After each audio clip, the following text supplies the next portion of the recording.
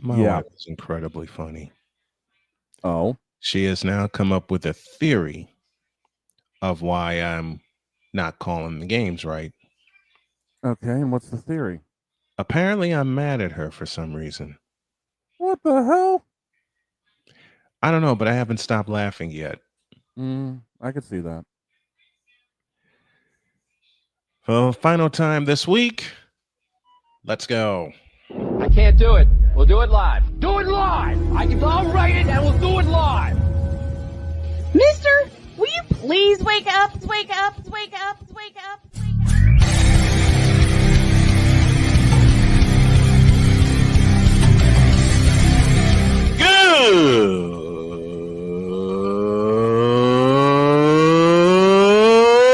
Good morning!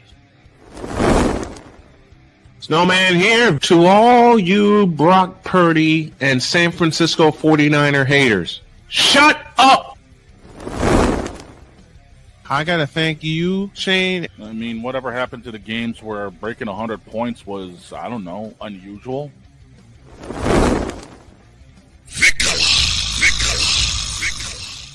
There was one word to sum up the All-Star weekend. Trays. Cause we take this job so serious. Splash Brothers, yes. Ray Allen, replace him with Steve Kerr. Reggie Miller, yeah.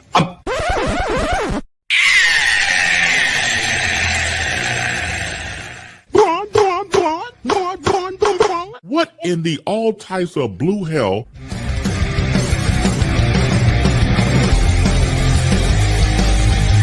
Oh, yeah.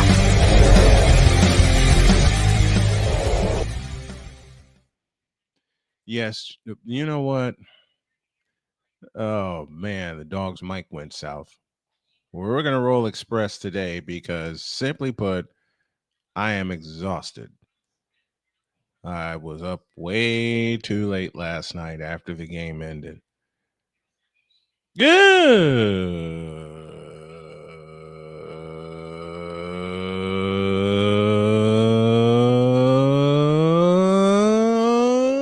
morning.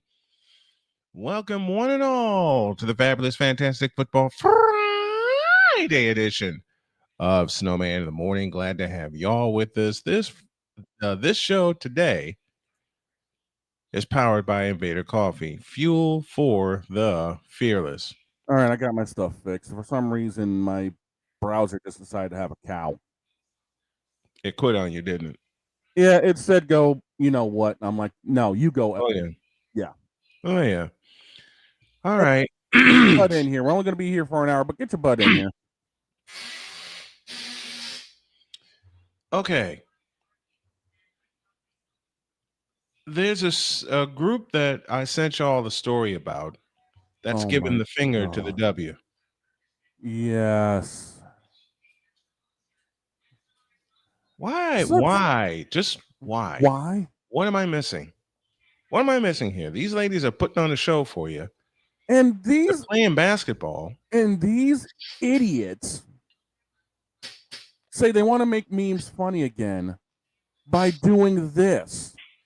I'm sorry, but there's a button I threw in the truck just for this occasion. Play it. To all these clowns, here's to ya. I don't know. You know, it seems like bad things are always happening to me. Like I have bad luck or something. Son, you don't have bad luck. The reason that bad things happen to you is because you're a dumbass.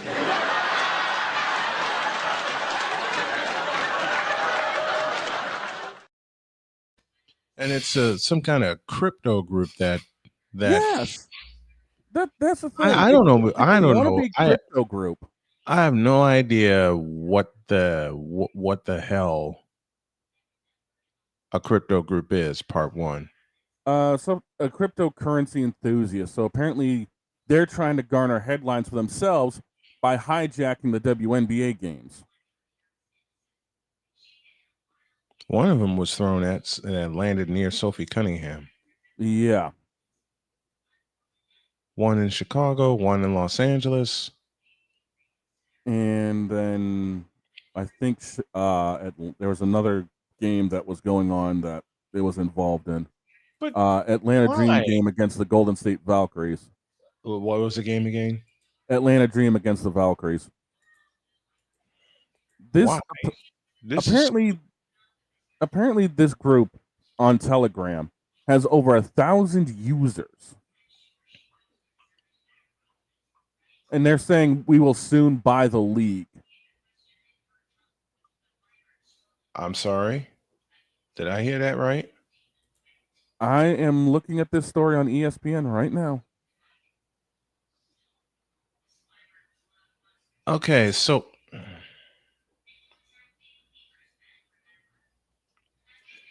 this is crazy. This is crazy. Okay, another one happened during the Mercury Connecticut Sun game in Phoenix. Wow. In Phoenix. In Phoenix. This is getting ridiculous. This is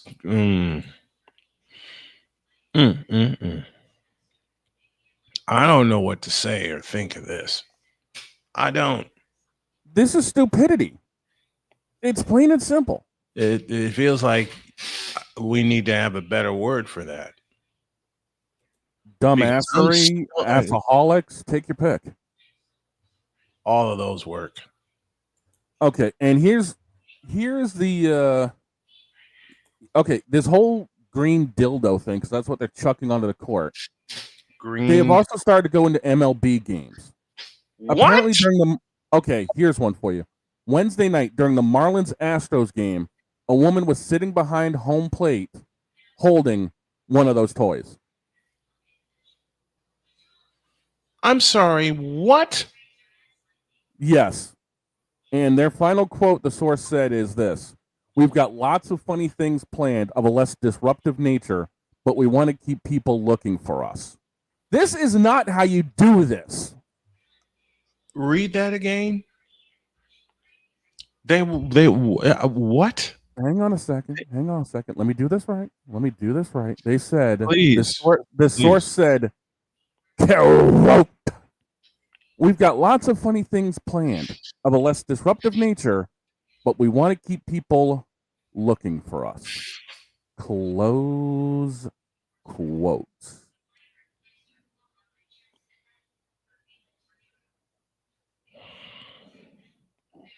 What in the hell?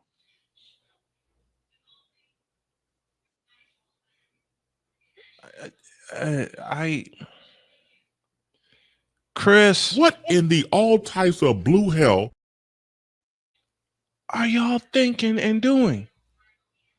Throwing those things on the court. I have no idea. I don't. There's ways to get your name out there, and then there's ways to get people arrested and charged. They need to be arrested and charged immediately. Yeah, and now the W is going to be looking all over the place for these idiots. MLB is going to be on heightened security. Lord only knows if this is going to end up going elsewhere. I already know where it's going next. Where? It's going to the NBA. I swear if that happens. It's going to the NBA.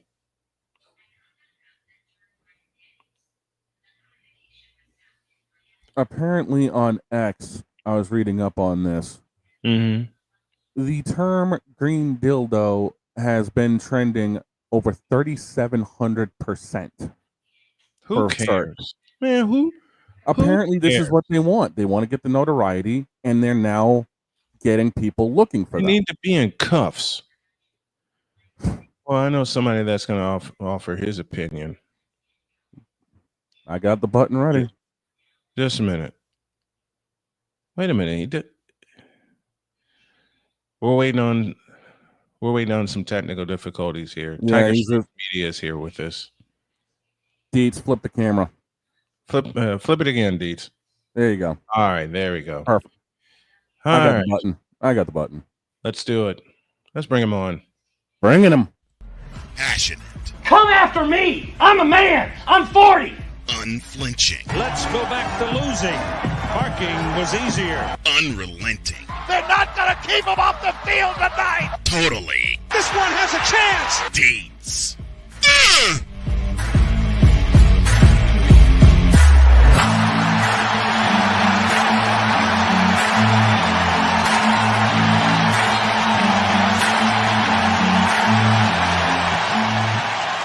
That's not just a murmur, that's a full-blown fibrillation. Dietz is here with us, and he's ready to swing. What's up, Dietz? Hey, what's up, guys? What's happening, Dietzy? All right, Dietz. I'm letting you have the floor on the subject that we were talking about. I'm just going to let you have it. Go. I told y'all a few weeks about a month ago. I told y'all the WNBA is in trouble when it starts hitting non-sports shows on YouTube. Yep. About all of this garbage. And shout out to Side Scrollers, a video game podcast. They have been breaking all of this story, and none of the sports people have been talking about it. No, because they really don't want to. Well, and the issue is this story of objects being thrown on the court. Mm-hmm. Just follow the money. Vegas is now has which color will the object be? You are able to bet on it, and here's the kicker. That bet has gotten more traction than any other WNBA related bet in at the Vegas books. Wow. You've got to be kidding me. Wow. That shows the ineptitude of this league to reach people. And you mentioned Sophie Cunningham. I did. Yep. And one of the things that this league has done is completely. She is the only one that I've seen that has had the base take on this of this is ridiculous, and laughing about, like, turning it into this is stupid. And not the, oh my God, this is so offensive. She's saying, this is ridiculous. What the hell are we doing? Right. Yeah. And you want to know how many media networks are running with that? Zero. She is completely being overlooked. Completely being nothing to see here. Nothing to see. Like don't go to. And while Sophie Cunningham's like, this is stupid. It needs to stop. She's giving the officer bar break. Oh my God! This is against what this is because people don't like women. Shut up. This has nothing to do with women. Amen to that. Amen. This is just asinine. It's people being dumb. It's people. It's people thinking they can get a viral thing out of this, and it has blown up and gone viral. But what people need to be saying, but what it's also done is it's allowed the WNBA to become victims. Mm-hmm. And they like to embrace the victim. Their mindset right now is play victim. Play victim. Guess what? That doesn't work. It never has worked as a marketing tool. No. If you play the victim, people will treat you like a victim, and they will and they will not. If you just let this go and just said, "Yeah, this was dumb. This was a dumb thing, and we're gonna take care of it. We're gonna make sure this doesn't happen." That's all you need to say. That's all you need to say. And again, Who does this fall at the foot of? Who have I said this falls at the foot of? Who have I said the whole time? Myth. This is why I said this is a commit. At the end of the season, after this strike, the commissioner's got to go. Got to go. Yeah. Because this league is being run into the ground, made fun of. It's being made fun of, and the victim mentality is going to bury it if it's not buried it already. Exactly. This is absurd. I mean, the fact that it's now crossing over into the MLB, you know, again, who knows where this is going to end up going next? And for people that say, you know, that it crosses into them, I guarantee you this goes into the MLB. It's not going to be a story. In a week, it's not going to be a story. It's not even really one now outside of the fact it happened once. I mean, if it happened, the only and you look at the stories that are being posted about it happening in Major League Baseball, they bring it right back to the WNBA. Yeah, they do. You know, follow the trends. You know, it's not going to affect Major League Baseball. Is going to have, it's because it's early August and there. You know, we just finished the trade deadline, so there's really nothing coming up. Once we get into playoff push for Major League Baseball, this isn't going to be a story. No one in Major League Baseball is going to care because they're going to be cared about their team making the playoffs or not. Yeah. But let's look at this trend. Look at this trend. Speaking of throwing stuff on the field, we got to talk about the SEC today. Oh, I was guessing Big Ten, but we're going SEC. Okay, dig it. Let's go. Yeah. Well, we're saving the Big Ten because why? Because the Big Ten is champ. The Big Ten are the champs. They're back. The Big Ten has back-to-back champs. So we'll do the Big Ten next week to wrap up our conference. But we'll go to the SEC, and the SEC is so interesting. It's probably the most interesting conference this year for a few for reasons that are not on the football field. Okay.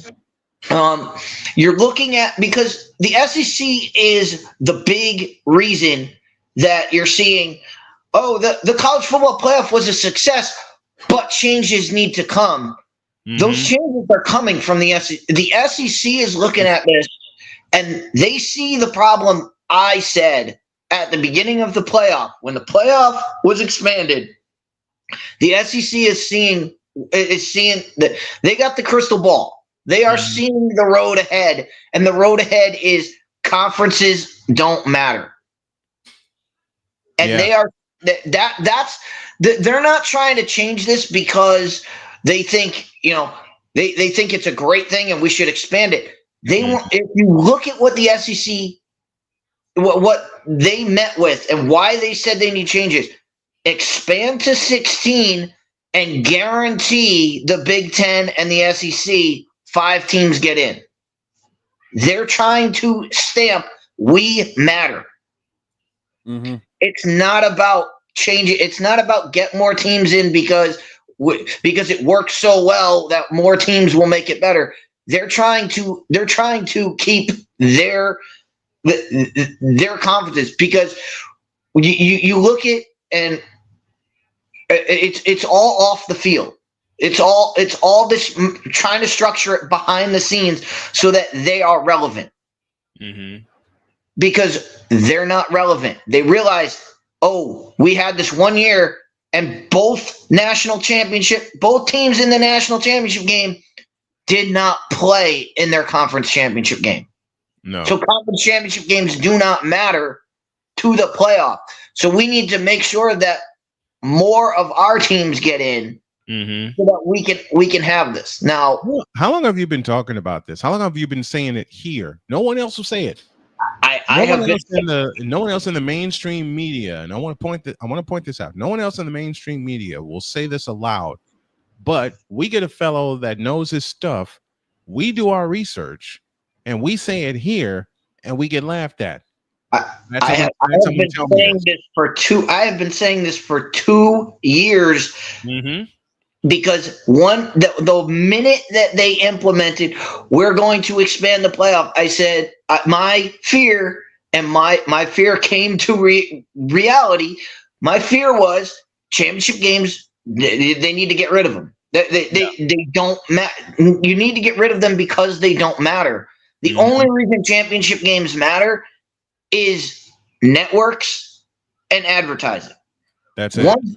Once these networks and these advertisers realize the championship game does not matter at all, that's when the change is going to come, because the NCAA people and conference commissioners, they're not going to react until their game is completely irrelevant and nobody cares, nobody's watching it. Right. And they're headed that way. And they are headed that way. And like I said, the big shoe will drop, and I'll get into this with the interest. That's what makes Alabama interesting to watch this year. Because if Alabama gets in a situation like they did last year, where they beat Georgia, they had a resume that was worthy, that was playoff worthy, and did not get in. If that happens to Alabama again, where they have a worthy resume but do not get in the playoff, they have to start. Alabama has to start thinking, go independent. Yeah, they have to. That's the only way that they can be viable. And let's be honest here. All of their other sports, we all know Alabama's run by football. And Alabama is run by the football program. So to say, oh, we have to stay in the SEC for all these other sports, if you think that matters, no. Football is king at Alabama. Football drives every other sport. So if you don't think they can go independent and find some streaming service to give them millions and millions of dollars for exclusive rights to their program. Alabama's the one program. They're not the only one, but they're one of the only programs that they can say, our football team's going independent. You can, some conference can come grab up every other sport. Our football team's going independent, and we can sustain just fine. And they will sustain. Look at the package Notre Dame has. Yeah, and that's where this is headed. And the SEC sees that. They see this as a problem. That's why that's why they're angling behind the scenes. They're angling behind the scenes because they need to make sure that they keep out. The SEC knows without Alabama, it's going to crumble. Oh, easily. That is a Jenga. That is a Jenga piece that they cannot. That if it pulls out, the whole thing tumbles. Oh yeah, easily. So how come no one else sees this coming? They don't. I'll go ahead and ask. How come no one else sees this coming? Because of the article that I read. They need the playoff to be. They need the playoff to be the greatest thing that's ever happened. But it's not. But we all know it's not, and they know it's not. But they need to push it as though it is, and that's what happens when you put these things out there that, oh, it's the greatest thing ever, but changes need to be made. They're not looking at the change. They're not looking at why the changes, why it needs to be changed. They're not looking at what needs to be changed about it to secure it. They're just not. They're trying to put a Band-Aid on a stab wound. So what needs to be? Go ahead. Let's go ahead and ask the question. What needs to be changed to make it viable? What needs to be changed is the criteria to get in. What needs to be changed is a concrete criteria that needs to be met to get into the playoff. Okay. That's the more ambiguous they make it, the more problems that the league I'd say the league, but we all know I'm talking about college football. The college football itself needs to have concrete. This is what you need to do to get in. Yeah, because there is no concrete criteria. No, unfortunately, and I think that's what's this damning everything. This 12-team playoff proved it. Yeah, there is no concrete criteria to get in the playoff. And I mean, you guys talked about it yesterday. On the show. You know, it starts December. You said the playoff starts December 19th. December 19th. That's when the first games are. The playoff starts, I think it's December 7th. December 7th is when they're going to pick all the teams. Once the teams are picked, that's when the playoff starts. Okay. Because you think about it, from December 7th, all anybody's going to be talking about is who's in, who got left out, and who are the first games. From December 7th to December 19th, all anybody's going to be talking about is previews for the upcoming games. Who's going to play where? What's the tournament look like? That's all anybody's talking about. And we saw it last year. Even in games that the bowl games that were coming up, and you can make fun of whatever you want. The humanitarian.com bowl, the Tiger, Sun Bowl. Any bowl game that comes up before the college football playoffs, every single show, doesn't matter. They're not previewing that game. They'll do like 5 minutes on previewing the game, and then the rest of the preview show is, Penn State's playing SMU. What do you think about that game? What do you think about? We'll talk playoff teams. We're going to talk playoff teams after the break, and then they come back and they spend the rest of the time talking about. And the teams that are playing that game are completely overshadowed. Yep. And it's an umbrella over the entire bowl season. Is this entire umbrella of them talking about just the playoff teams, and that is a bad thing for college. It's a bad thing for college football. Terrible. And it really is, and it's stupid to me that it's that way. But you talked, and Dietz, I'll say it again, you've talked about it so many times on this show that this 12-team playoff was going to be trouble, and now we're seeing the trouble that's here. It's not coming, it's here. 12-team playoff trouble is here. And I'll point out again what you said, that it's the greatest thing ever, yet changes need to be made after year one. After year one, when you simply said, and you've said this for 2 years, here, change the criteria. That's how you fix that. Change the criteria. That's it. That's the only way to band-aid this. I've said it before. I probably need to do it again. As I've said, I need to do this story.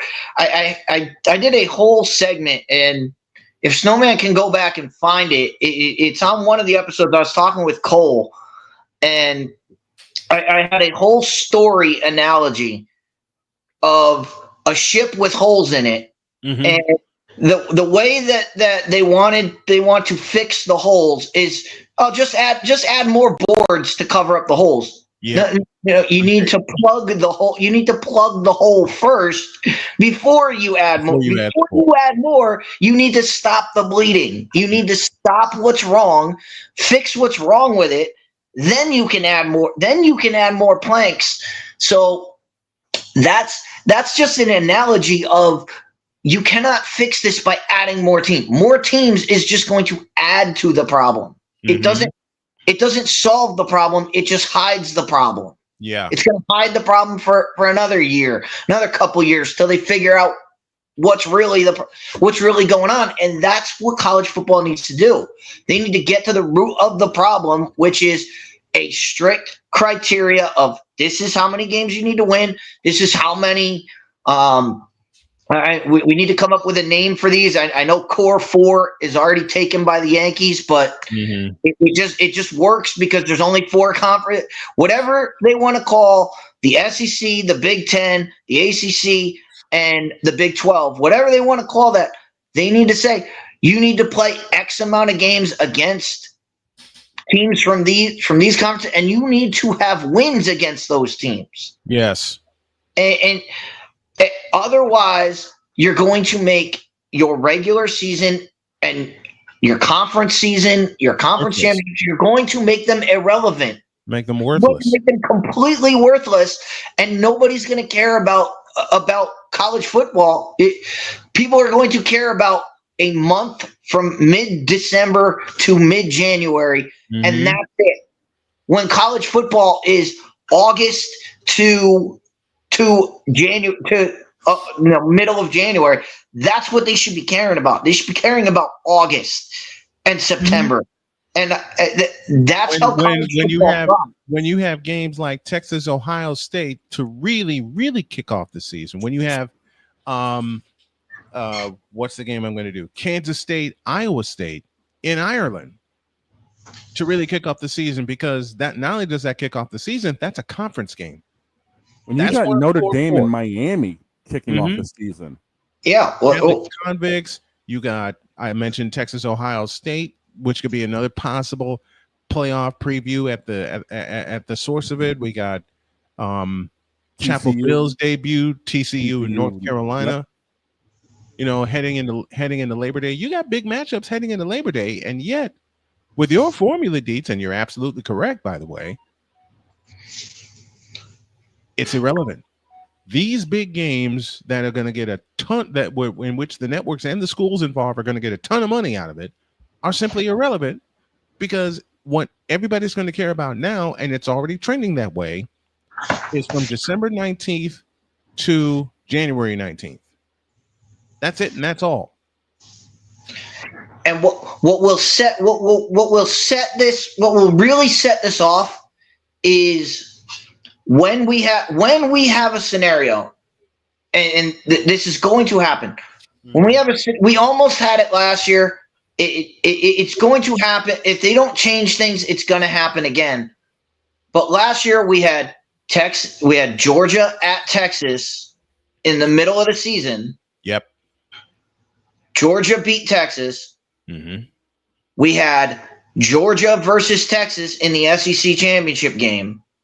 And we came damn near close to having Texas versus Georgia for a third time. In the playoff. When that happens, all hell's gonna break loose. Yep. That's when they are going to enact change. We saw this before. People said it in the BCS era of, oh my God, what happens when teams meet again? And we saw it. We saw Alabama play LSU, and then Alabama play LSU for a championship. We saw Georgia versus Alabama in the SEC championship game. And then Georgia, Alabama. Then they meet for the national championship. For the national championship. Matter of fact, we saw that twice. Once in the BCS era and once in the current play in the 14 playoff era. Saw it twice. This goes to the fact that if you see a game happen 3 times, well, that first game's irrelevant. We saw it last year. Yep. Oregon, Ohio State. Oregon beat Ohio State to win the Big Ten, in the season that propelled Oregon to the Big Ten championship. They meet again in the playoff. Ohio State wins. Runs all over them. Nobody even remembers that Oregon won the Big Ten. Nobody even remembers that Georgia won the Big Ten last year. Or the SEC. No one remembers Georgia beat Texas twice last year. Georgia beat Texas twice. Look at what everybody's talking about this year. They're talking about how Texas made the semifinals. And they have completely glossed over the fact that Georgia is the reigning SEC champion. Yeah.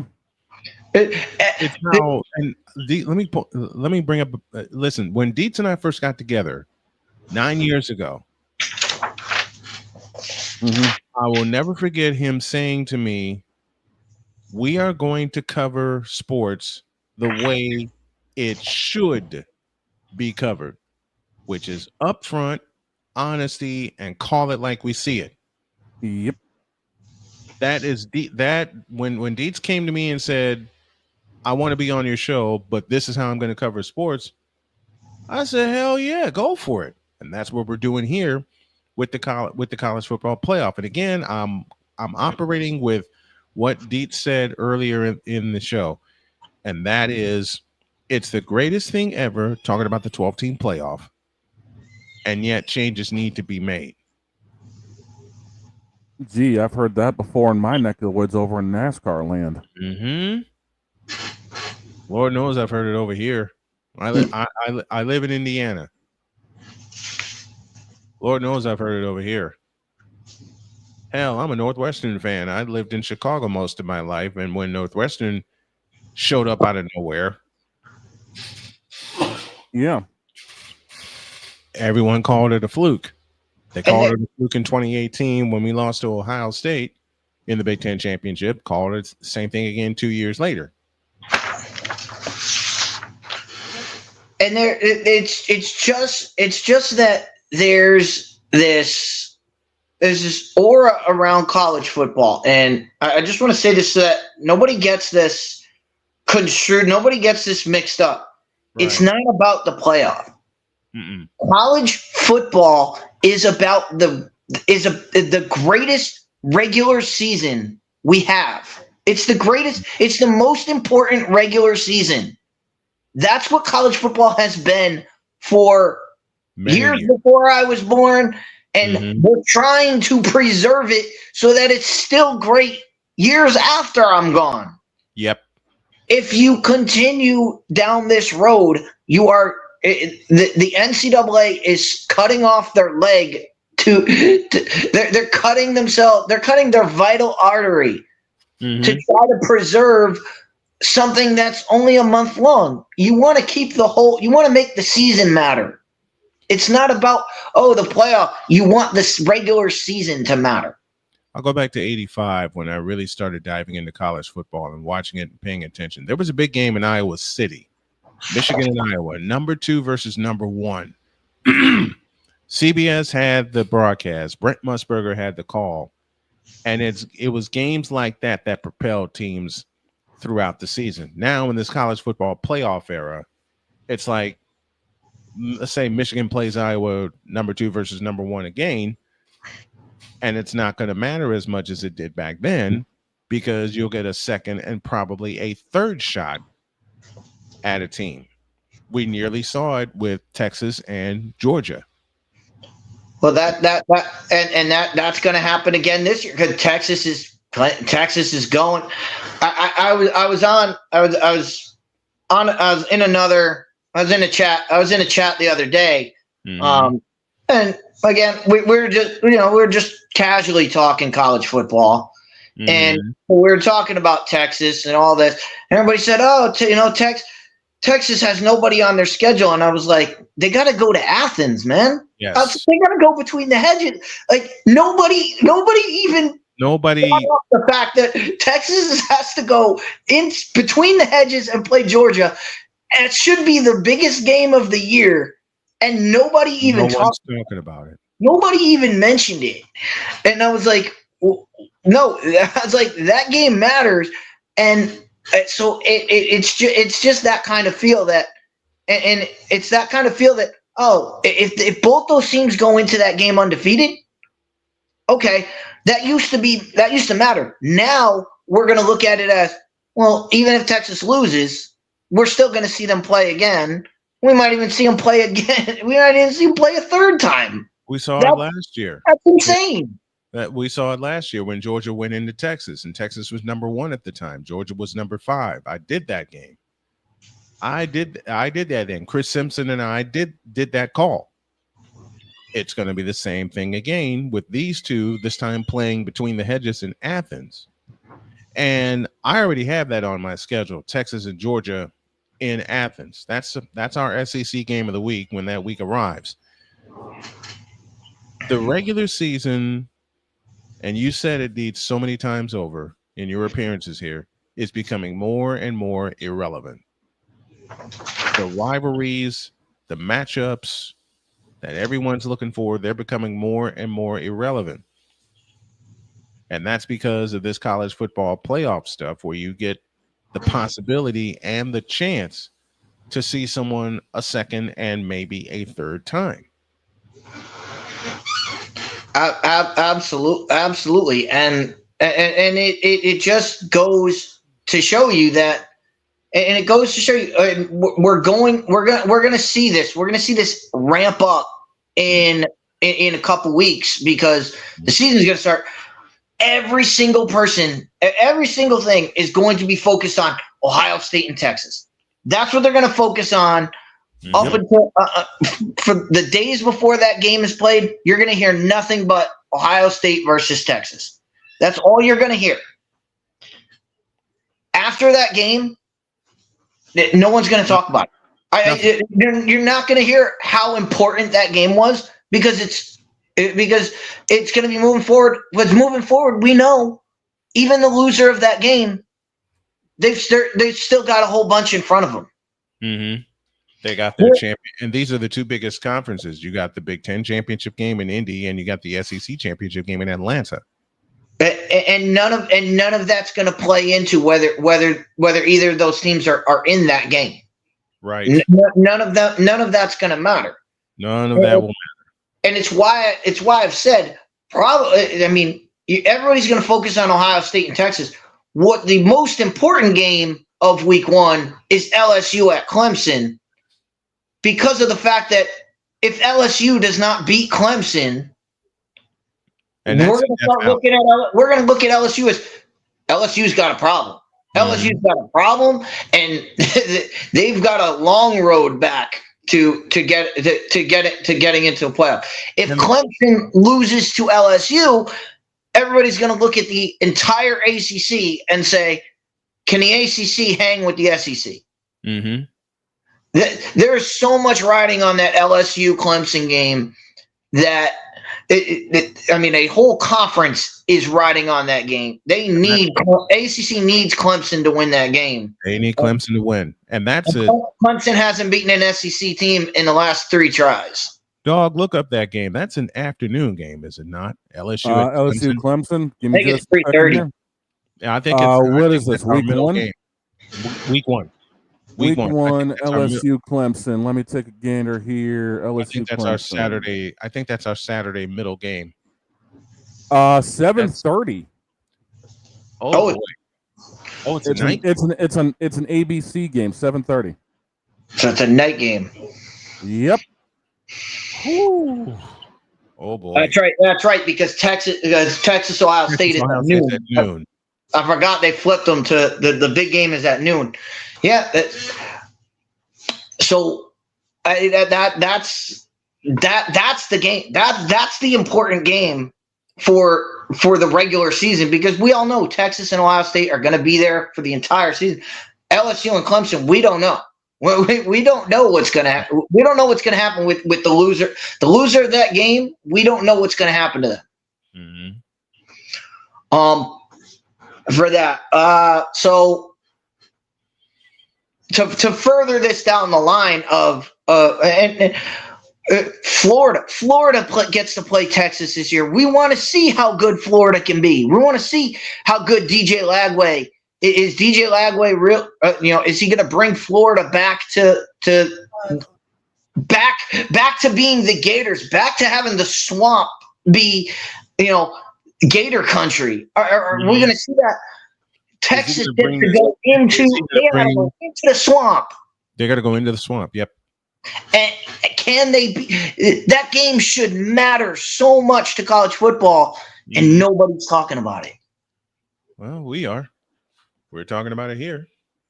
Yeah, There's so many that's games. their Week 5 game, by the way, Florida and Texas. And that's in the swamp. Yes, it is. That's in the swamp. Do we have a time for that game? Not yet, but the only other big game that Florida has is November 1st. Granted, it's a neutral location, but it's against Georgia. Yep. Neutral. Okay, it's just played in Jacksonville. it's not neutral. It's not neutral. Yeah, true. What do they call it? The world's biggest outdoor cocktail party. Yep. World's biggest tailgate party. And it's in Jacksonville. Been in Jacksonville for many moons. Thank you, Larry Munson, for saying, man, is there going to be some property destroyed tonight? That, of course, was 1980. Let's look at some of the other big games. Let's look at some of the other big games. We know the before I got week 1 pulled up. All right. Okay, so as you said, you're covering Iowa State, Kansas State out of Dublin to kick the season off. Mm-hmm. That is Saturday the 23rd. Yep. Looking through some of the other slates, honestly, Thursday the 28th, there really isn't that much going on. Mm-hmm. Thursday the 28th is like a glorified warm-up week. Yeah, Friday the 29th, the only big game I'm looking at really is Auburn and Baylor. That's down in Waco. That's down in Waco. Oh, that is in Waco. And then there's also Georgia Tech and Colorado. Then comes the Saturday slate, and boy, was it a doozy. Oh, brother. Of course, the aforementioned Texas, Ohio State. There's also Syracuse, Tennessee.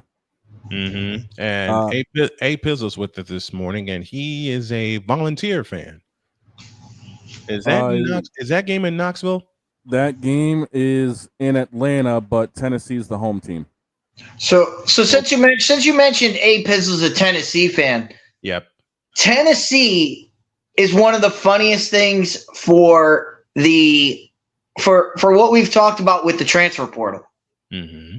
If you know anything about what happened to Tennessee this year, so what happened in Tennessee is their quarterback, and I'm not even going to try to pronounce his name. I just call him Nico because I can't pronounce his last name. I'll say his last name for you because I've had to say it quite a few times over the course of last year. Nico Iamaleava. Yes. So he decides to transfer out of Tennessee. Tennessee makes the playoff. They go. They do what they do. Mm-hmm. Nico decides to transfer, and he picks, I'm going to transfer to UCLA. Yep. The problem with that is UCLA already has a starting quarterback. Mm-hmm. So UCLA's starting quarterback hears, they're bringing this guy Nico in. Well, that means I'm not going to play, so I'm going to hit the transfer portal. And where does he end up? Where does he end up? He Tennessee. ends up in Tennessee. So they basically just traded quarterbacks. Traded quarterbacks. Traded quarterbacks.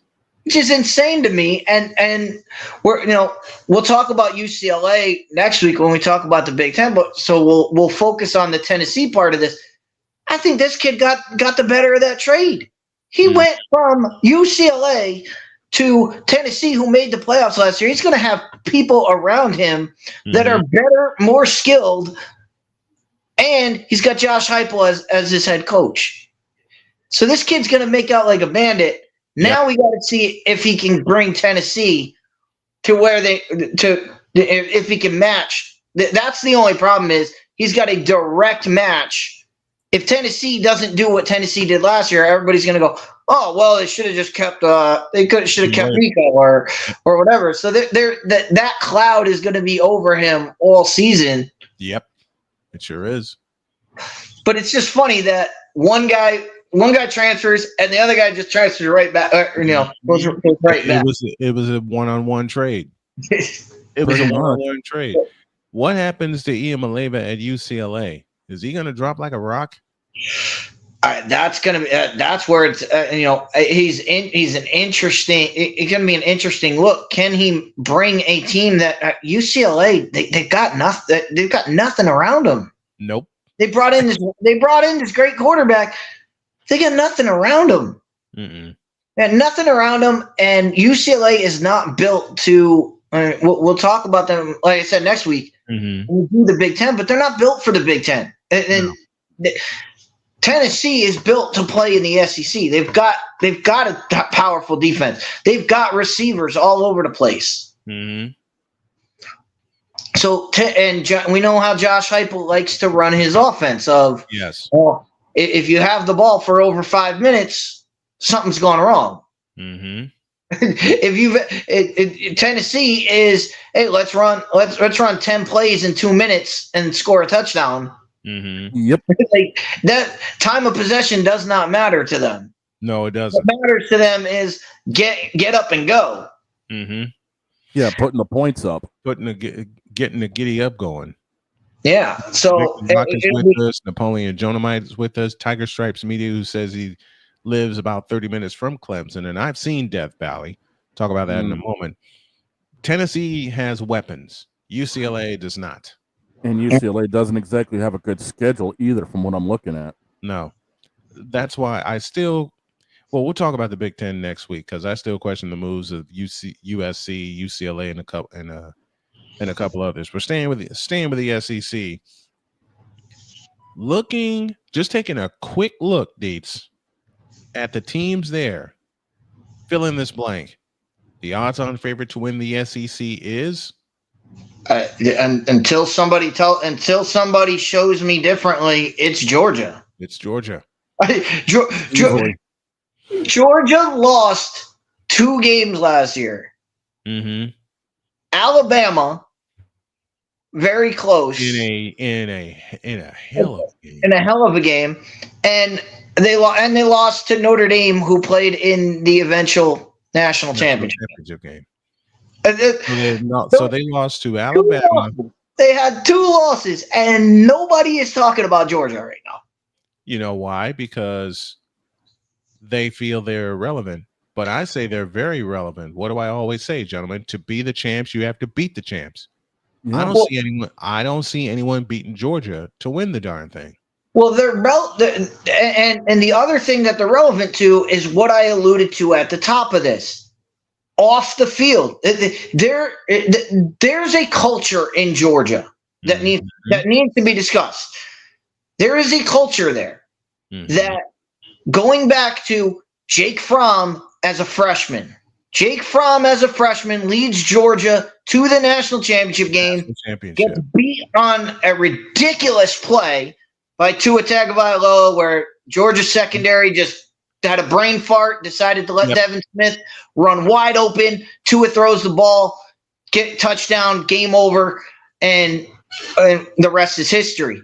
All right, but Jake Fromm was a freshman then. That offseason, they brought in the number 1 recruit in the country, Justin Fields. Justin Fields, and everybody looked at this as, oh my God, look what Georgia's doing. They're getting guys. They're getting these recruiting guys. And meanwhile, I'm sitting there going, why the hell is this kid going to Georgia where he's not going to play for 3 years because a freshman just brought you to a national championship game? Yeah. So Justin Fields goes to Georgia, has a year, and plays sparingly because they had to play him. They brought this recruit kid in. They had to play him. And what does he do? Hits the transfer portal because he realizes, I'm not going to play.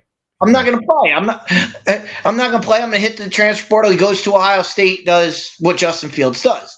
And so that happened in Georgia. This is a culture in Georgia. I think Georgia learned from that. Because what happened last year? Carson Beck, who's been in a national championship game, the year before played amazingly. They just happened to lose in the SEC championship to Alabama and missed the playoff, but had one of the greatest bowl games in the Orange Bowl when they smashed Florida State. They destroyed Florida State. Florida State. And Carson Beck was talk of the town. Was everything that you wanted a quarterback to be. Was everything that you needed. Mm-hmm. Well, what happened last year? He beat Texas twice. The only problem is he got injured at the end of the SEC championship game. Mm-hmm. That caused him to miss the game against Notre Dame. He could not participate in the Sugar Bowl because of injuries. So they went to Gunnar Stockman. Mm-hmm. After that game, after Georgia loses to Notre Dame, everybody in Georgia was talking about, hey, Gunnar Stockman is our future. Gunnar Stockman is now our guy.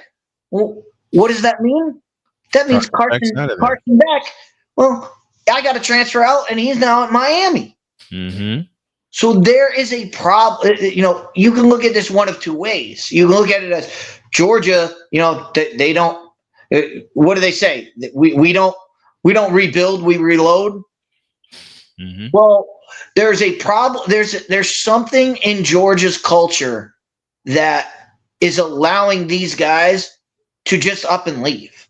That they want to leave. They want to be there for the clout of, I got recruited by Georgia, and then they want to bail. Mm-hmm. There's something wrong there, and we can go back to and what I always look at, and I always love. I will always praise Dabo Swinney for this. Mm-hmm. Clemson does not take. They have not taken a transfer player in the entire run of the portal, and they don't lose guys to the portal. Mm-mm. Everybody that comes to Clemson stays. When Dabo gets you, they people don't leave. They just don't. And it's not it's not only that they don't leave; they don't want to leave. Yeah, they don't want to leave because he's made a culture there. But something in Georgia, something in that Georgia culture, something's not right. Something's going on there where guys don't want to be part of that dog culture, and we talk about their play-by-play guys all the time and doing all that. It's a great thing, but the current stock, they don't have that dog yet. They don't have that. We're doing this because we're dogs. Mm-hmm. Like, we're going to be dogs for life. Like, they don't have that. And thank you for the reminder of one Larry Munson. And I think this is one of the first conversations Dietz and I ever had when he said, have you listened to Georgia's announcers? And Dietz brought it back to me again 2 years ago when I started doing college football here on the channel. Have you listened to Georgia's announcers? I said, Dietz, I've been listening to Georgia since Larry Munson. And he says he feels that he's a part of the team. I've been that way for 30 years with whatever team I'm covering. The thing is, and what I love about the late Larry Munson and now the current voice of the Georgia Bulldogs, Scott Howard, the pronoun "we" is always in their sentences when they call they call a game. It's never about the other team. The other team has the ball, and the games I really listened to them were the national championship game a couple years ago against TCU, and all the playoff. I had to listen to the Georgia broadcast. Yes. Because of ESPN garbage, but I had to listen to the game through theirs, and that was the first time I really got into it. And every time TCU had the ball, Georgia's defense lines up. I'm like, wait, what do you mean the defense lines up? Like the offense, TCU has the ball. What is it? Oh, we got four guys on the outside, and every single call is, well, we got dogs lining up here. The dogs are blitzing here. I'm like, okay, I know, I get what Georgia's doing. What the hell is there another team on the field? It's so cool. It's so different than every other. It's so different, and that's what makes it fun. Mm-hmm. But if you're trying to listen objectively, you're like, what is happening right now? Because I have no idea. All I know is Georgia's lining up, and they're gonna blitz. That's all I know. Because they mentioned nothing about the other. They mentioned nothing about the other team. Nothing. Nothing about the other team. Nothing about guys in motion on the other team. Nothing about that. It's all about. We lined up here. All about the dogs. We're lining up at the 35-yard line. Okay. Matter of fact, before we get out of here, I'm gonna share this with Dietz. I was at work when this was happening. This took place in Indianapolis. I was working at a hotel in Columbus, Indiana at the time. And I just happened to be sneaky and get Scott Howard's call of Georgia, Alabama at Lucas Oil Stadium in Indianapolis. Well, there was a little over a minute left in the game. And then this happened. Georgia. Man in motion to the near side, then they reverse it with Billingsley. Back to the right. Snap to Young. Drops back. Pressure from the edges. He throws near sideline. And it's intercepted. Intercepted. Keely Ringo at the 21. Off he goes. 40, 50, 45, 40, 35, 30. Near sideline. Breaks the tackle. 20, 15, 10, 5. Touchdown. Touchdown. Touchdown. Georgia. Listen to the box next to him. 54 seconds to go. Keely Ringo will about a 75-yard return. No flags. 32-18. Let the celebration begin. 54 seconds to play. The dog nation has erupted. The greatest thing was one of the greatest things about that call was if you listen to the fans next to the broadcast booth, they're going nuts. They're going nuts. And they said it. Dog Nation is going crazy. Who next to them was going ballistic. Oh yeah. My wife came to pick me up because I had picked Georgia to win that game, and a lot of the customers were Alabama fans, so we were giving each other mess back and forth the entire weekend. When I came to work the next day, I got scowls in front of me from boss, from my supervisor, her boss, and like 5 or 6 other people. Their first national championship since 1980. They've been close a couple of other times, including 2018. And all that emotion came out in those 30 seconds. Why am I not surprised? Hey, been there. Oh, yeah. Marquette Catholic won a state championship in basketball in 2014. I wasn't supposed to show my emotion on the floor. The key rule we did. The game was at the time called Bankers Life Fieldhouse. Not supposed to show emotion on the floor. Well, the hell with that. Right.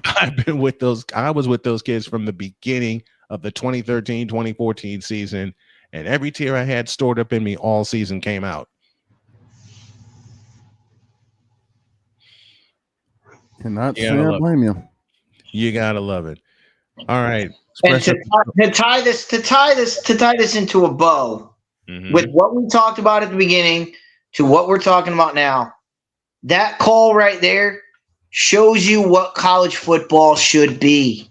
Yes. It should be about the community. You know, it's the local brand. It should be about loving your school. And that's why that broadcast is amazing, because they don't have any ifs, ands, or buts. They know their fans are Georgia. They're speaking to the Georgia fan. Yes. They have no qualms about it. And that's what college football should be. It should be that passionate. It should be that kind. That's what you should be getting. That's why I love Larry Munson. Mm-hmm. That's why I absolutely loved Larry Munson. Matter of fact, let me throw you another one. This his most famous call. And let me see if I can do this right.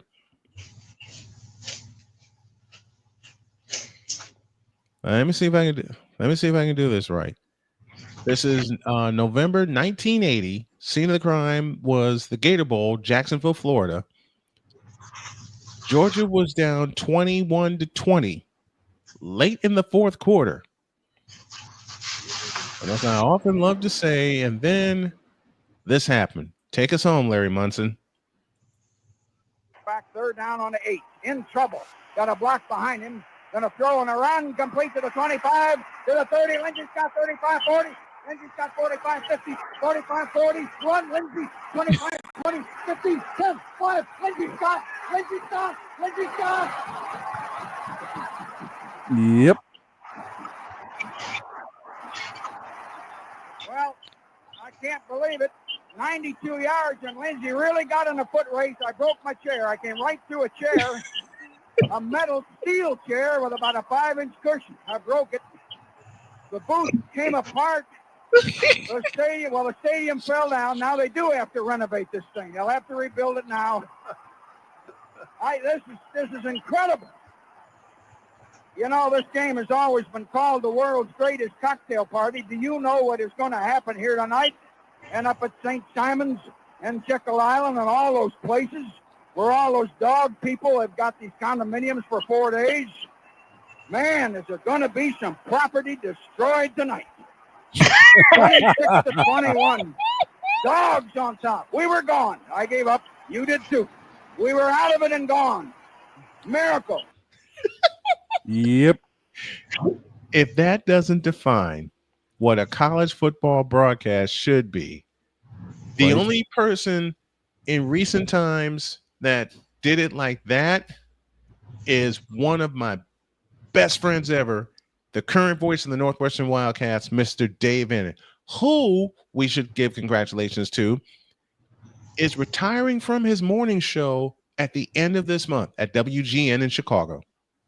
Oh, wow. Wow. 40 years he did that. He'll still be the voice of the Wildcats. He'll fill in other spots on occasions, but the day-to-day grind, he is hanging up his microphone. So a shout to my good friend Dave Ennett on his fabulous 40-year run as a morning show host. Love it. Love it. And love you, Dietz. Thanks for coming on this morning. As always, man, we'll talk Big Ten next week. Thank you very much. Of course. All right. Yeah, we'll definitely get to all of that next week, and hopefully nobody throws anything on the floor here. Exactly. Thank you, Dietz. Appreciate it. All right. Have a good one, guys. Passionate. Come after me. I'm a man. I'm 40. Unflinching. Let's go back to losing. Parking was easier. Unrelenting. They're not going to keep him off the field tonight. Totally. This one has a chance. Dietz.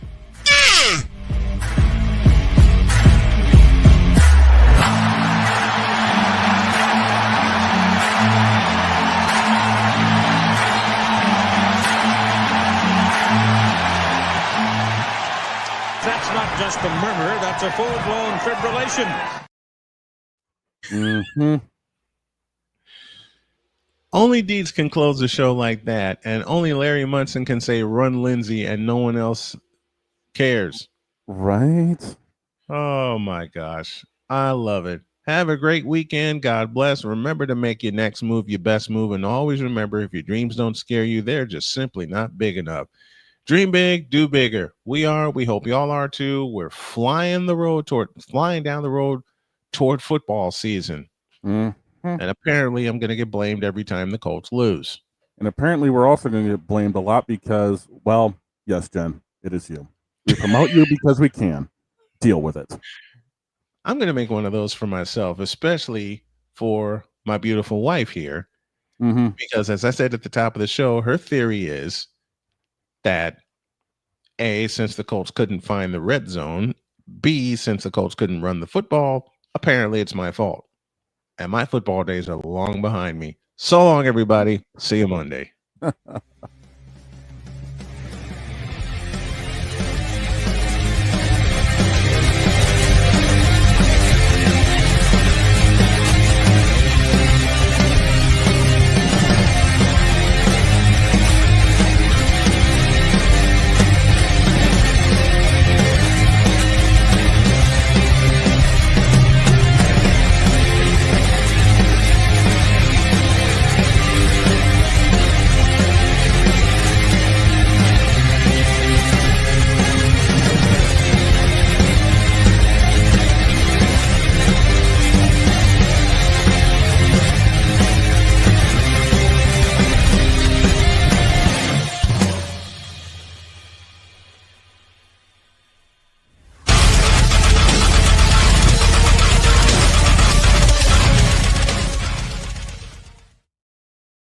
And yes, Go. yes, make sure you follow the cute queen on Twitch at Genevieve_Yoso. And there is a podcast with my wife and I looming somewhere next year. Makes two of us. Oh, God. The four of us together in the same camera. Oh, Lord. See ya.